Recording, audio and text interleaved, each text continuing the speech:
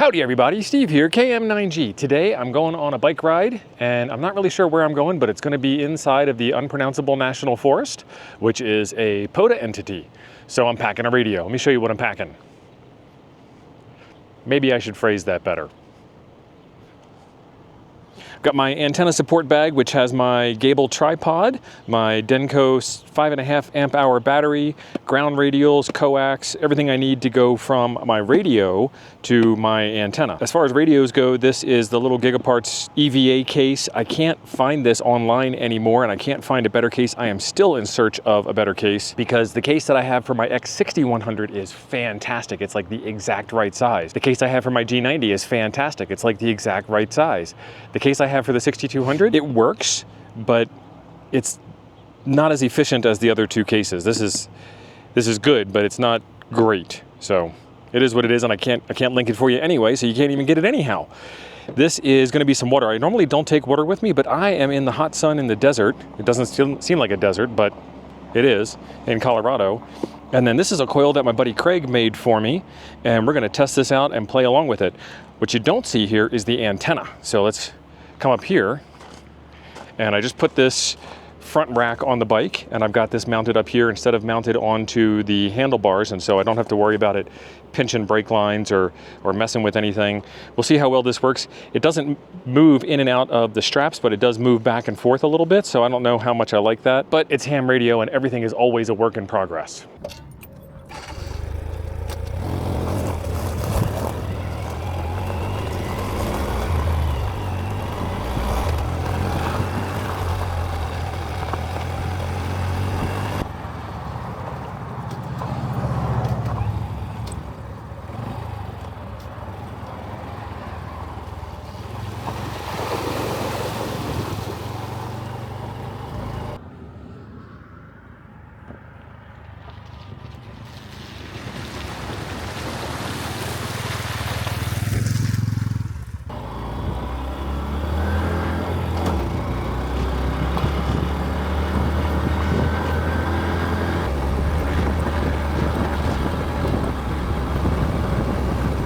There is the antenna setup, the Gable tripod, the ABR coax, some ground radials that I made up, the coil from Craig, and then the 25-foot whip antenna.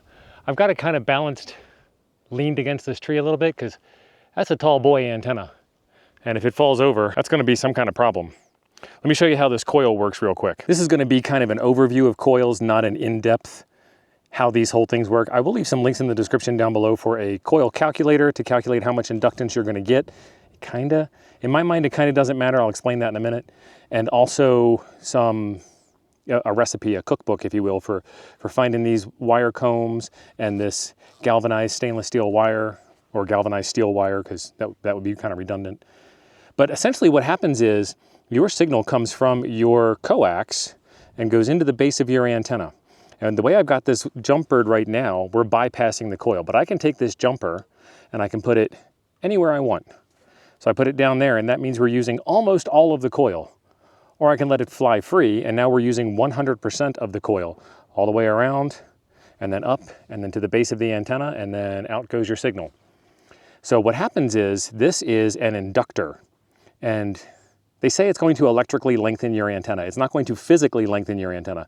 This is a 25-foot whip, and I've added, I don't know, 8 inches more here, just as a guess. But I didn't add 66 feet more antenna. I added 8 inches more, which then created an inductor. And now I can tap this inductor. And the more coil you use, the more inductance you have. And as I'm going up and up and up, all the way up, you get a different level of inductance. I can also go around the coil. So I can come over here and I can tap over there, and that's going to be a different amount of inductance than what it is that's going to be here. So that's all well and good, but what does it actually get you? Like I said before, this is a 25-foot whip, and this is a quarter wave on 30 meters. So, you know, somewhere around 10 megahertz. If I wanted to get this 25-foot whip on 80 meters, that's where this coil comes in. I don't need more whip in order to do it. I mean, it would be fantastic if I had more whip, but 132 is an end-fed, 65 is a quarter wave, vertical. 65-foot whip that's That's a hell of a lot of whip in the air, and that's a hell of a lot of risk with overhead power lines, which could kill you, or falling over and breaking, which could kill you in different ways, because these things aren't expensive, but they aren't cheap either, if you know what I mean. You know, like if it falls over and breaks, the whole thing is gone pretty much, because you're not going to want to carry around half of an antenna. So this is where coils come in handy. They also come in handy for making them more packable and lighter and things along those lines. So let's get this thing on a radio on an SWR analyzer. Today I brought the X6200 because it's got a pretty big screen and it has a constant SWR analyzer, and I can change the taps in real time and you guys can see where things move. So I'm going to get you a little demonstration of how these things work. Then I'm going to get this park on the air. We'll need the microphone a little bit later. Put that down. I will need the radio. I will need the power cord. And I need a BNC to SO239 adapter for the coax. These one wraps are amazing because they stay on when you get your cord unwound, and they're right there when you're ready to wind it back up again. So there's the battery. There's the radio starting up. Let me go get the coax. One of the things that I need to mention is that I am inside of the near field of this antenna while I'm doing this tuning demonstration for you. It matters because when you step away from the antenna where you should be in order to do your activation, your SWR is going to change. But it's going to be really difficult for me to come over here, make a tap adjustment, go back over there, show you the SWR scan, come over here, make a tap adjustment. So I'm going to sit in it. It's going to adjust. I'm going to affect the antenna a little bit. So when you are doing your setup, you're going to need to do that walk back and forth trick in order to get yourself out of the near field so that you stop affecting your antenna, because everything affects everything. And of course, it all depends. And you should, and all the other things that you hear. Oh, compromise. It's also a compromise antenna, just like every other antenna on the planet. So first off, it doesn't make any sense to tune a 25-foot whip and a coil on a band where the antenna's already resonant. So I got to go up, down. So there is 10, and there is, no, that's 10 megahertz, 30 meters. There's 7 megahertz, 40 meters. So it's going to be resonant on this band as well. And then it's going to be kind of close on here. And I'm about halfway tapped. Let me show you where the tap is, right there. And this is just for some demonstration purposes. And you'll notice that the tuner is off up here. We're going to do an SWR scan and see what happens. Let's hit start. And we are 4-to-1 across the band. And I can't really get a good idea of where this antenna is resonant by looking at this. So I'm just going to have to experiment a little bit. Am I too long or am I too short? I don't know, because it's 4-to-1 straight across. Okay, so now we need to take this, and I'm going to do this while it's transmitting in the SWR scan. I'm going to bring it down here to the bottom, less coil. And I didn't get back over here fast enough for you guys to see it, but less coil made the SWR higher. So we did middle and bottom. Let's do up here. There we go. So that's 2-to-1. That mostly flat line there is 2-to-1. So I'm going in the right direction. Let's play with it a little bit and see if we can get any better. I'm going to go up 1. And that lowered it right down. That's pretty much 1-to-1 all across 40 meters. Nice. So we're looking at that yellow line. We started at 4, we went up to 7, we went down to 2, and then we went down to 1. So that's all it takes to move it. So let's see if I can remember this right. This was 4, this was 7, this was 2, and then that was 1. Now we're on 80 meters. I put the radio in the middle of the band, and I put the coil back up slightly above half. And we are about 5-to-1. So I need to get more coil. So let's do more coil. I'm going to split the difference right about there. And we drop down to 4-to-1, but not down far enough to be useful. So let's split the difference again. Right about there. Good connection. And we've got some dips there at 3-to-1. Let's keep going down and keep adding more coil. Split the difference again. Good connection. And we're down at 2-to-1. We've got one dip all the way down to nothing. I'm going to take, 2 dips down to nothing. And watch that go again and see what happens.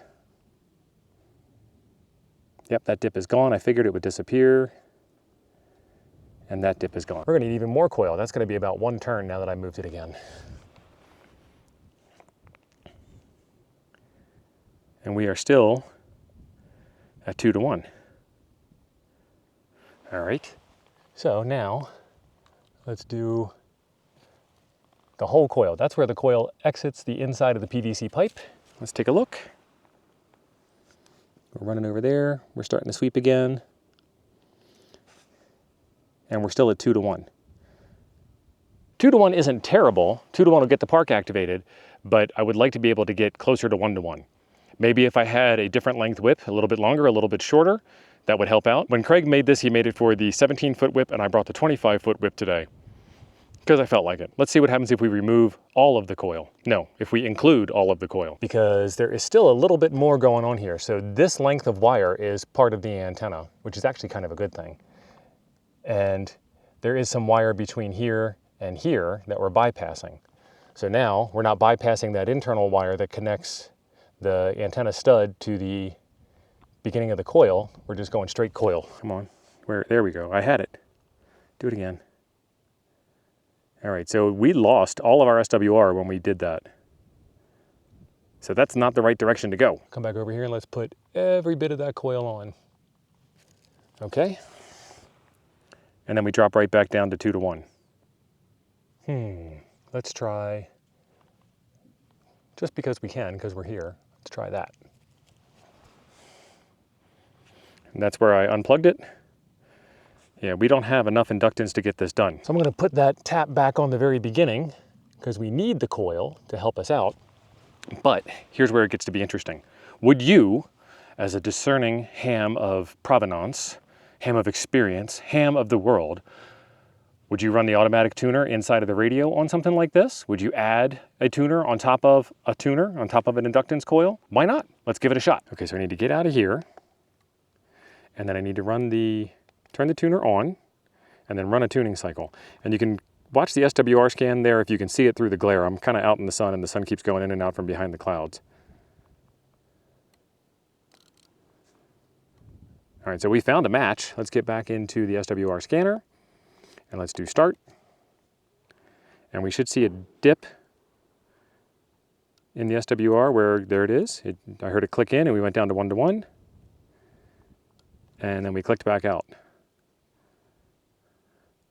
So there you go. This is one of those things where it might be wrong, but it does get me on the air and get the park activated, where otherwise I wouldn't be able to do that with this equipment. Okay, so I picked a bad day for 40 meters. It's also daytime. So I'm gonna switch over to 20 meters, which is gonna bypass the entire coil, and let's see what kind of SWR we can get on that. For changing the antenna, definitely bring that whip down. And I'm lifting up on the bottom so that I'm not stressing out my tripod while I bring the whip down. I don't know that it's gonna hurt the tripod any, but I have mechanical empathy. Take the whip off, take the coil off, set that aside someplace nice. And then I'll put it all the way back up, and then I'll start bringing it down as I'm watching the SWR scanner. I'd say these sections are 1.5-ish. So 25 foot to 17 foot. How many do I need to bring down? I need to come down about 5 sections. And I lied, that wasn't all the way up. That's 1 section all the way down, 2, 3, 4. Kilowatt 7 whiskey radio. I just heard you, but I'm not good enough yet. Kilowatt 7 whiskey radio, KM9G. Yeah, let me run the auto tuner real quick and try and grab him. Kilowatt 7 whiskey radio, KM9G. Yeah, the auto tuner is not helping me any. All right, so we're at 2 to 1 just by lowering 5 sections. Let me keep lowering and see what happens. I'm starting to go up in SWR. And now you can see it, I can't see it. So that's 3 to 1. Okay, that's 2.5 sections up. And we went down to 2 to 1. So we were going in the wrong direction, now we're going in the right direction. Let's do another half a section up.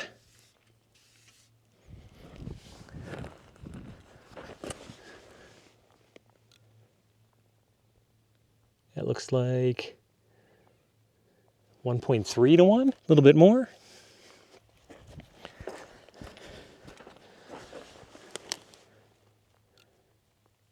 All right, that's looking much better. Let's run it.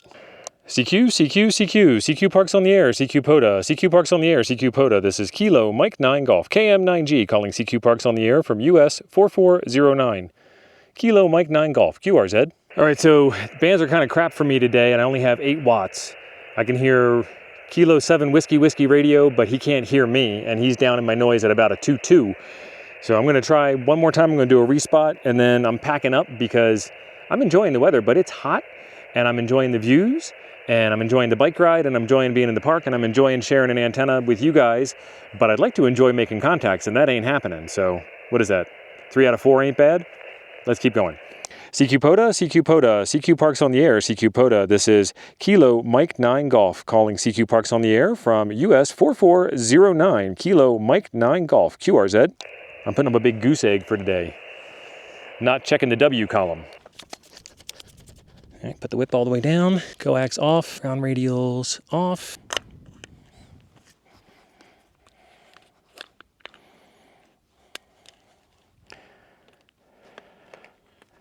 Coax off the radio. Over under.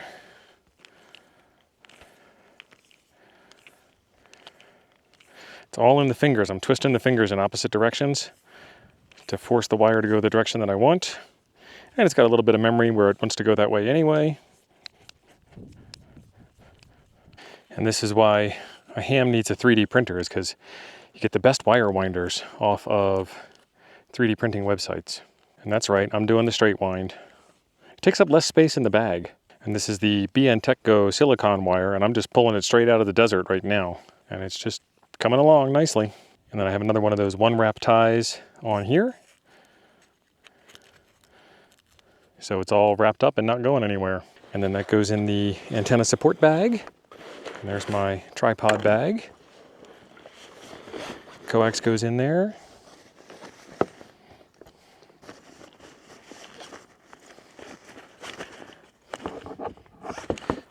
And then the tripod goes in there. I need to get the battery because that goes in here too. This bag here you can find on Gigaparts currently. And I've got a $5 off coupon code for you. And this bag will actually hold my FT818 perfectly. I need to do a video on that for you guys. So be sure you're subscribed for that one. But that's the size of the bag right there. And I've got, like I said, my coax, my tripod, my battery, my ground radials all in there.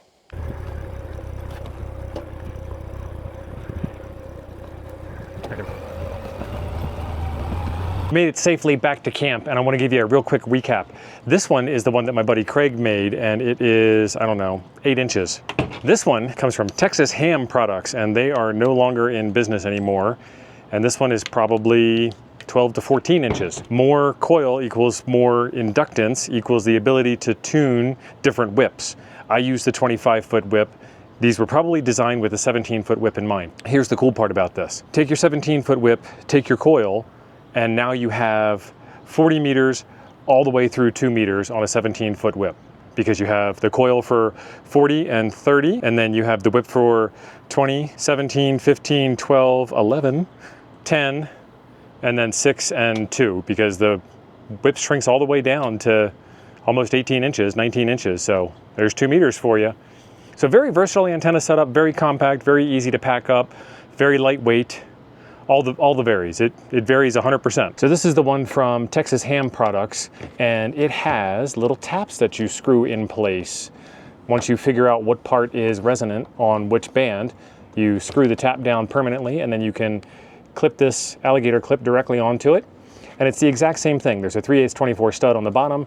This one uses a piece of bent metal to get to the outside to start the coil, and then the coil comes out, makes a U-turn all the way around to the top. This is probably 50 to 60 feet of wire here. And then tap on the top, another piece of metal to a 3/8 24 stud. There's a 3/8 24 bolt down inside there that you bolt from the inside of the cap out. And these guys here, they don't look like they're glued in place. I don't see any schmutz from PVC glue, but they have been there for a long time, so they ain't moving. And then this one here is the one that Craig made, and just go down to your local supply store, get yourself some galvanized fence wire, Get yourself some extra wire and an alligator clip. Maybe you've got this laying in a parts box somewhere. 3/8 24 hardware, ring terminals. And in this case here, the wire goes inside as well, and then it pops out here and it starts wrapping all around. You can get these wire combs, wire traps. It's actually called plastic edge trim and has nothing to do with guiding wire, from McMaster Car. I'll leave a link in the description down below for you for that. And then just a little bit of hot glue or plastic glue or whatever, just to get these things on here evenly. And these are only there to guide your wire. I'd say you can get these things done for under 50 bucks. But I will leave the recipe in the description down below, and I will leave, what else was there besides the recipe?